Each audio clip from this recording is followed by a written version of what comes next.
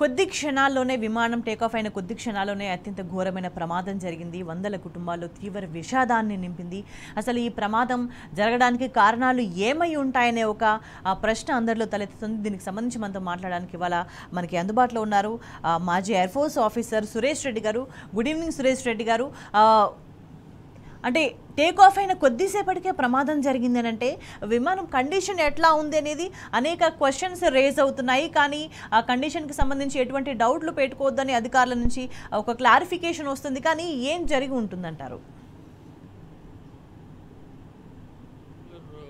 Crash అయినటువంటి సందర్భాలు చూస్తే అది బహుశా టెక్నికల్ ఫెయిల్యూర్ ఏదైనా అయి ఉండొచ్చు, లేకపోతే బర్డ్ హిట్ అయినా ఉండొచ్చు, లేకపోతే ఏదన్నా ఫారిన్ ఆబ్జెక్ట్ అంటే బయట నుంచి ఏదన్నా వచ్చి కొట్టిండొచ్చు.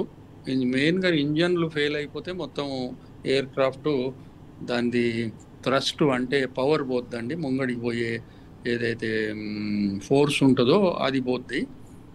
దాని తర్వాత హైట్ కూడా ఎక్కువ లేకుండే, హైటు బహుశా యాక్చువల్గా గ్రౌండ్ లెవెల్ ఆల్టిట్యూడ్ తీసుకుంటే దాన్ని తీసేస్తే గ్రౌండ్ నుంచి ఎయిర్క్రాఫ్ట్ హార్డ్లీ ఒక 400+ ఫీట్ మీదనే ఉండింది. స్పీడ్ ఇంకా పికప్ కాలేదు. యూజువల్గా 140 నాటికల్ మైల్స్లో టేకాఫ్ అవుతుంది ఈ పర్టికులర్ ఎయిర్క్రాఫ్ట్.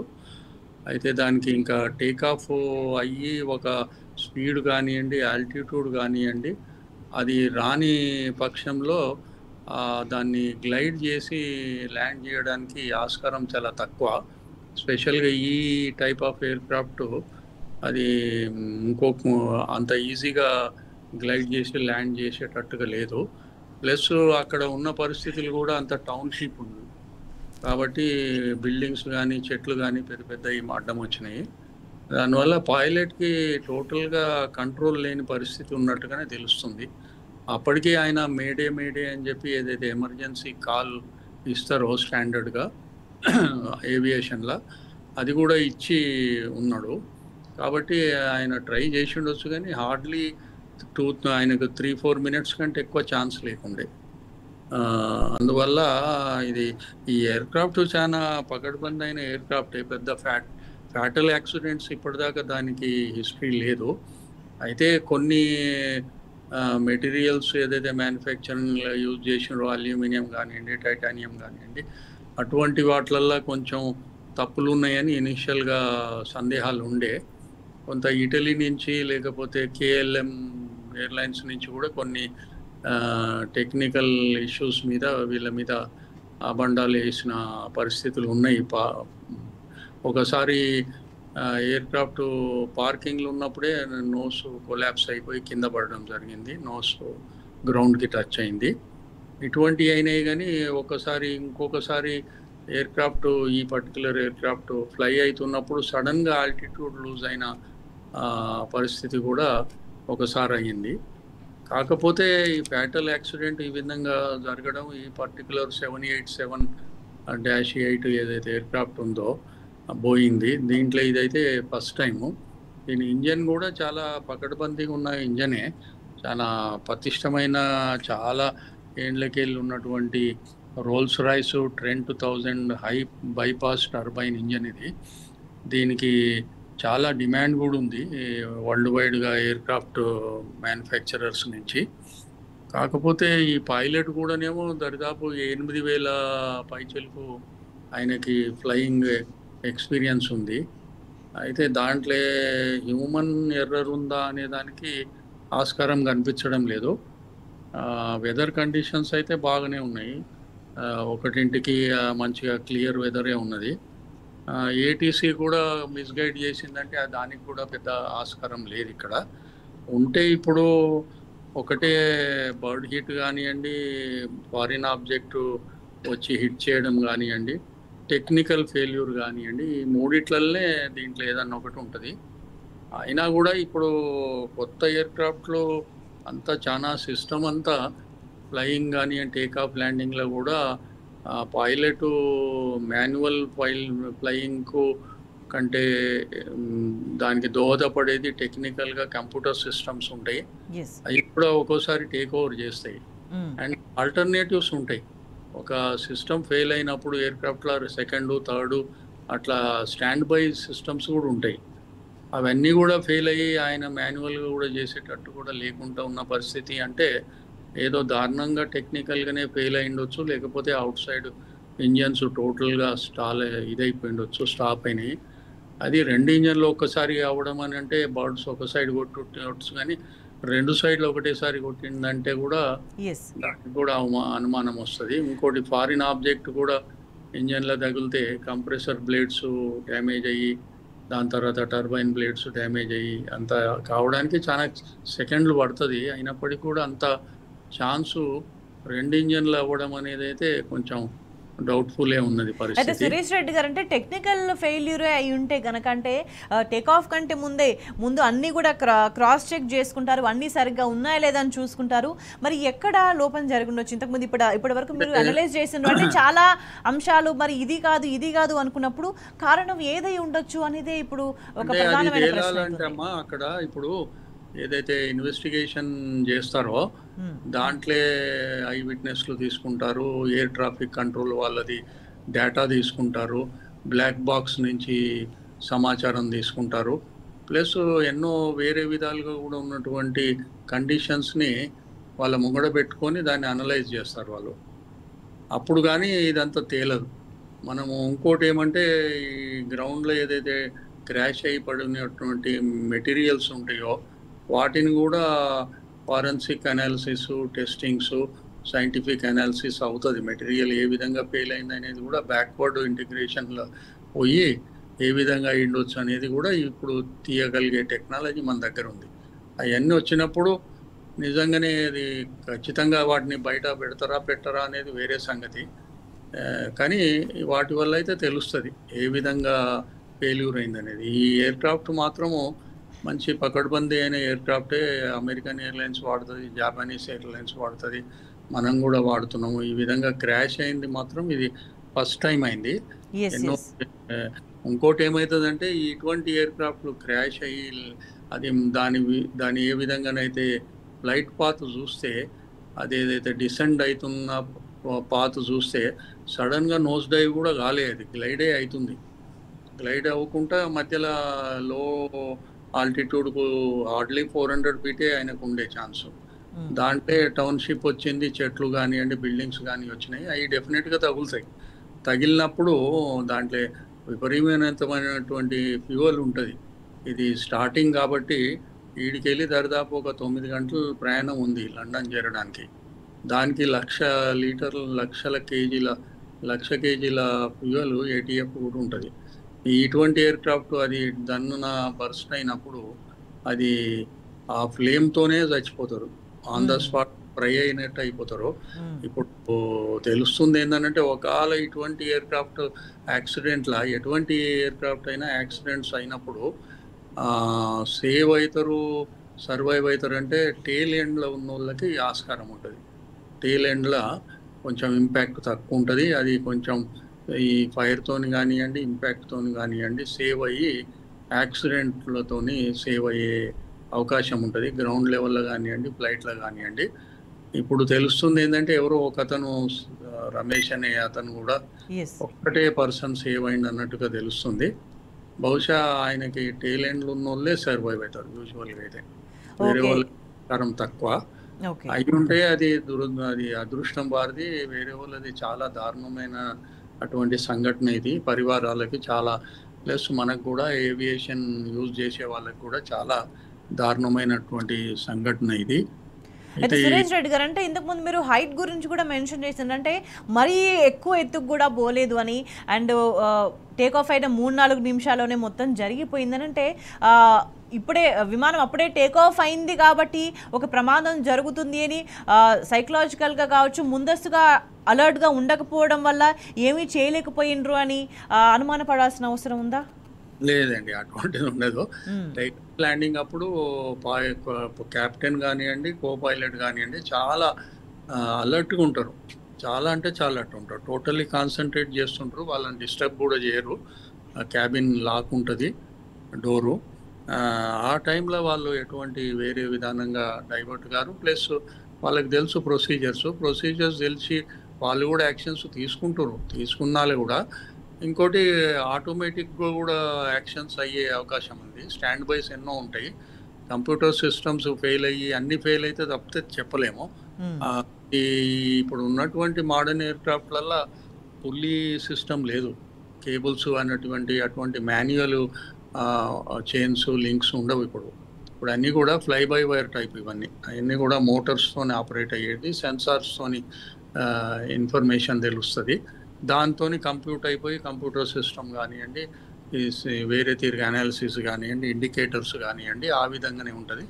దాని విధంగానే మాన్యువల్ కానివ్వండి, ఏదైనా అంటే మనిషి కానివ్వండి, టెక్నాలజీ కానివ్వండి, దాని మీదగానే ఇది డిపెండ్ అవుతుంది అనమాట. అండ్ టేకాఫ్ అప్పుడు ఇది 140 నాటికల్ మైల్స్లో టేకాఫ్ అవుతుంది. అయినప్పుడు ఇది హైట్ చాలా తక్కువ ఉంది. ఈ పర్టికులర్ ఎయిర్క్రాఫ్ట్ 400, అక్కడ 200 ఫీట్లేమో ground level, mean sea level నుంచి. ఇదేమో 600 అండ్ ఆడు, దాంట్లోకి వెళ్ళి 200 తీసేసి హార్డ్లీ 400 ఫీట్ల ఫార్వర్డ్ మోషన్ కూడా తక్కువ ఉంటుంది. ఇది గ్లైడ్ కావడానికి ఫార్వర్డ్ మోషన్ కూడా ఇంపార్టెంట్. దాని ఫార్వర్డ్ మూమెంటం చాలా తక్కువ ఉంది కదా ఆ హైట్లో. అది స్పీడ్ పట్టుకోలేదు, హైట్ లేదు. థ్రస్ట్ అంటే ఇంజన్ పవర్ టోటల్ 0 ఉంది ముంగడికి పోయేదానికి. ఎయిర్క్రాఫ్ట్ అనేది అది గాలిలో తేలి ఉండడానికి ఏరోడైనమిక్ ప్రొఫైల్ అనమాట, స్పెషల్గా వింగ్స్ది. ఆ వింగ్స్ ఎట్లా ఉంటాయి అంటే ముంగడికి నూకుతున్నది ఇంజన్స్ ఆ బాడీని, దానికి లిఫ్ట్ అనేది అంటే గాలిలో తేలడానికి దానికి అవకాశం ఇచ్చేది ఈ aeronautical profile of the wings. దాని మీదంగా దాన్ని డైరెక్షన్స్ అవి కంట్రోల్ చేసేది రడ్డర్స్, ఎయిలరాన్స్ అవి అనుకుంటాయి చూడండి. వాటి వల్ల కొంత మటుకు ఫ్లాప్స్ అనేది ఈ వింగ్స్కి స్పేస్ ఎక్కువ చేయడానికి, అంటే వింగ్ స్పేసు ఏరోడైనమిక్ ప్రొఫైల్ను చేంజ్ చేయడానికి ఫ్లాప్స్ దోహదపడతాయి. అయితే ఇవన్నీ కూడా ఆ టైంలో దీనికి ఏమైందనేది ఇవన్నీ ఎక్స్టర్నల్ మన గాలితోని సంబంధించింది, లిఫ్ట్కు తేలి ఉండడానికి, డైరెక్షన్కి, నావిగేషన్కి. కానీ ఈడ ఉన్నదైతే టెక్నికల్గా ఏదో ఫెయిల్యూర్ అయిండొచ్చు. దాంట్లో ఇంజన్స్ అయితే డెఫినెట్గా ఫెయిల్ అయినట్టుగానే అనిపిస్తున్నాయి. ఆయన మేడే కాల్ ఇచ్చిండంటే ఆయన సెన్స్ చేసిండు ఏదో దారుణంగా ఫెయిల్ అయిందని.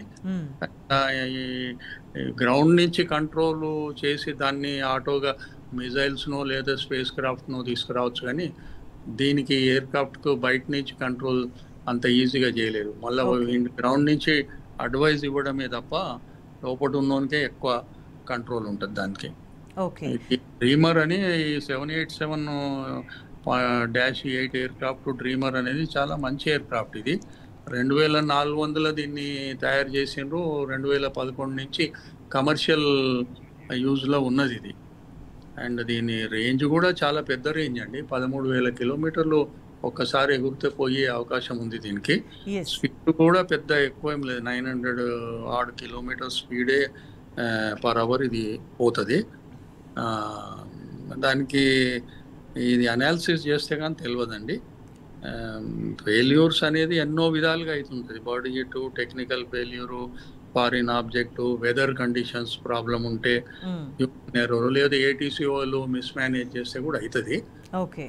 అటువంటివి కూడా ఇక్కడ ఆస్కారాలు లేవు. ఓకే, అంటే తక్కువ హైట్లో ప్రమాదం జరిగినా కూడా మీరు చెప్తున్నట్టుగా మరీ ఎక్కువ స్పీడ్లో వెళ్ళకపోయినప్పటికీ కూడా ఎందుకు ఎవరిని కాపాడలేకపోయిన సిచ్యువేషన్ వచ్చింది? ఎందుకంటే ఇప్పుడు ఇప్పటివరకు అందుతున్న సమాచారం ప్రకారం ఒక వ్యక్తి మాత్రమే ప్రాణాలతో బయటపడ్డట్టుగా తెలుస్తుంది. సో అంటే ఏవియేషన్ సేఫ్టీకి సంబంధించి అనేక క్వశ్చన్స్ ఇప్పుడు వస్తున్నాయి. ఎందుకంటే ఈ ప్రమాదం ఎందుకు జరిగింది, ఎట్లా జరిగింది అనే దానికి సంబంధించి ఇంకా స్పష్టత రాలేదు కాబట్టి. అదే అంత దీనికి టెక్నికల్ అనాలిసిస్ అయితే కానీ కాదండి ఇది. ఎందుకంటే లేకపోతే ఐ విట్నెస్లు కానివ్వండి, ఏటీసీ కానివ్వండి, బ్లాక్ బాక్స్ కానివ్వండి, ఇవన్నీ కూడా వస్తే కానీ దాని అనాలిసిస్, మెటీరియల్ అనాలిసిస్ చేయాల్సి వస్తుంది. దీనివల్లనే ఫెయిల్యూర్ ఎట్లయింది, ఏమన్నా ఇప్పుడు ఆ సర్వైవర్ అయితే ఆయన బయటపడి ఉండొచ్చు. కొంచెం ఏ హైట్లో బయటపడ్డాడో, ఇంపాక్ట్ తర్వాత బయటపడ్డా, లేకపోతే మొదలే అది బ్రేక్ అయ్యి టేల్ సైడ్లో ఎక్కడి నుంచో బయటపడ్డా. తక్కువ హైట్ కాబట్టి సర్వైవ్ అయ్యే, కింద దేని మీద పడ్డాడు అనే దాని మీద కూడా ఉంటుంది. ఇక ఆయన అదృష్టం అట్లున్నది. కొంతమంది 30,000 ఫీట్ల మీద కూడా నుంచి పడి ఫ్రీ ఫాల్ అయ్యి కూడా చెట్లల్లో పడి కొన్ని సర్వైవ్ అయిన సంఘటనలు ఉన్నాయి. ఓకే. కాబట్టి అది లక్ అన్నమాట. ఎవరేం చేయలేరు. కానీ ఇది దారుణమైన సంఘటన. ఇప్పుడు ఎయిర్‌క్రాఫ్ట్ ఇండస్ట్రీ ఏదైతే ఏవియేషన్ ట్రావెల్ గానియండి, ఈ మన కార్గో ఫ్లైట్స్ గానియండి, హ్మ్. వేరే విధంగా ఏది చూసుకున్నా గూడా మీరు కంపేర్ చేస్తే నంబర్ ఆఫ్ అవర్స్ ఏదైతే ఫ్లై హ్మ్. అయితాయో మొత్తము పర్ డే తీసుకుంటే, దాని ప్రకారం నంబర్ ఆఫ్ అవర్స్ గ్రౌండ్ మీద వెహికల్స్ గానియండి, ట్రైన్స్ గానియండి, వివిధ షిప్స్ గానియండి, అన్నిటికి కంపేర్ చేస్తే ఇప్పుడు aircraft travel is much safer that way. Okay. Accident rate compare చేస్తే చాలా తక్కువ. అండ్ టెక్నికల్‌గా ఏదైతే మెయింటెనెన్స్ చేస్తారో చాలా పకడ్బందీగా ఉంటది. ప్రివెంటివ్ మెయింటెనెన్స్ చాలా ఆహ్, క్షుణ్ణంగా చేస్తారు. హ్మ్. అది దాన్ని తప్పరు. ఇంకోటి దానికి షెడ్యూల్స్ ఉంటాయండి. ఓకే. ఫ్లయింగ్ అవర్స్ వైజ్ ఉంటాయి, క్యాలెండర్ వైజ్ ఉంటది. ఎయిర్‌క్రాఫ్ట్ మొత్తానికి ఉంటది. మళ్ళా పార్ట్ వైస్‌గా కూడా ఉంటది ఇదే విధంగా. ఓకే. దాన్ని కొన్నిటికి లైఫ్ ఎక్స్‌పైర్ అయితే తీసి కొత్తది పెడతారనమాట. ఓకే. ఓవరాలింగ్స్, చెకింగ్స్, కాలిబ్రేషన్స్ అనేటివి చాలా రెగ్యులర్‌గా జరుగుతాయి. ఎయిర్‌క్రాఫ్ట్ ఇండస్ట్రీ చాలా సిస్టమేటిక్‌గా ఫూల్ ప్రూఫ్ టైప్ ఇది. అండ్ యాక్సిడెంట్ రేట్స్ అంటే ఇక అయితే కొన్నిసార్లు చెప్పలేము గానీ దురదృష్టకరం. ఫ్యాటాలిటీ ఎక్కువ ఉంటది ఎయిర్‌క్రాఫ్ట్ ఇండస్ట్రీలో యాక్సిడెంట్ అయినప్పుడు. ఓకే. కానీ చాలా తక్కువ. మోర్ ఆర్ లెస్ చాలా కంఫర్టబుల్‌గానే ఉంది ఈ అయితే ట్రావెల్ సురేష్ రెడ్డి గారు ఎయిర్‌క్రాఫ్ట్‌ది. ఒక్క మాటలో చెప్పాలంటే ఇటువంటి సిట్యుయేషన్, ఇటువంటి ప్రమాద సమయం ఎదురైనప్పుడు నిజంగా అలర్ట్‌గా ఉండే ఛాన్సెస్ కూడా తక్కువనా అని ఈ ప్రమాదంతో రుజువైందని అనుకోవాలా? అట్లని కాదండి. హ్మ్. యాక్సిడెంట్స్ అనేది ఇక ఎన్నో కారణాలు ఉంటాయి. ఇప్పుడు నేను చెప్పినట్టుగా ఇన్ని కారణాలల్ల ఏదైందనేది చెప్పలేము. మెటీరియల్స్ యూజువల్‌గా ఎయిర్‌క్రాఫ్ట్‌కు వాడేది చాలా స్పెషలైజ్డ్ మెటీరియల్ వాడతారు. అల్యూమినియం గానియండి, వేరే గానియండి. అండ్ ఇది డిజైన్ కూడా ఈ పర్టిక్యులర్ ఎయిర్‌క్రాఫ్ట్‌ది మోనోకోక్ డిజైన్ అని అంటారు దీన్ని. ఓకే. ఇది షెల్ లాగా తయారైతది. ఒకటే దీని విషయానికొస్తే దీని మెటీరియల్ తక్కువుంది గానీ దీని కన్‌స్ట్రక్షన్ విధానము సింగిల్ అన్నమాట. ఓకే. మొత్తం ఇది రైట్. ఫ్యూజలేజ్. హ్మ్. కాబట్టి ఇది చాలా పకడ్బందీగా ఉన్న ఎయిర్‌క్రాఫ్ట్ ఇది. రైట్. అండ్ బోయింగ్ పయనీర్ గదా! రైట్. మన ట్రావెల్ ఎయిర్‌క్రాఫ్ట్ తయారు చేయడానికి. వాళ్ళది కూడా ఏం డౌట్ పట్టేటట్టు లేదు. Plus right. ఈ ఇంజిన్ తయారు చేసే ఇది కూడా చాలా పాత ఇదే రైట్. Rolls Royce. ఇది ప్రపంచంలోనే ఎయిర్‌క్రాఫ్ట్ ఇండస్ట్రీలో అది నంబర్ 1 అనుకోండి. ఇప్పటికీ దాన్ని మించి yes. Right. Thank you Suresh గారు, మీ అనాలిసిస్ అందించినందుకు. అంటే అల్టిమేట్గా ఎందుకు ఈ ప్రమాదం జరిగింది, ఎట్లా జరిగింది అనే దానికి సంబంధించి టెక్నికల్ డీటెయిల్స్ వస్తే తప్ప వివరాలు తెలిసే అవకాశం కనిపించట్లేదు. సో ఏదేమైనా సరే ఈ ప్రమాదం చాలా దిగ్భ్రాంతికరం. సో ఇంత పెద్ద ప్రమాదం జరిగిన తర్వాత అంతా కూడా ఒక్కసారిగా షాక్లో మునిగిపోయిన సిచ్యువేషన్ కనిపిస్తుంది. దాదాపు 100 కుటుంబాల్లో ఈ ప్రమాదం తీవ్ర విషాదాన్ని నింపింది. సో టెక్నికల్ డీటెయిల్స్ వస్తే కానీ ప్రమాద కారణాలు తెలిసే అవకాశం అయితే కనిపించట్లేదు. That's all for now. Stay tuned.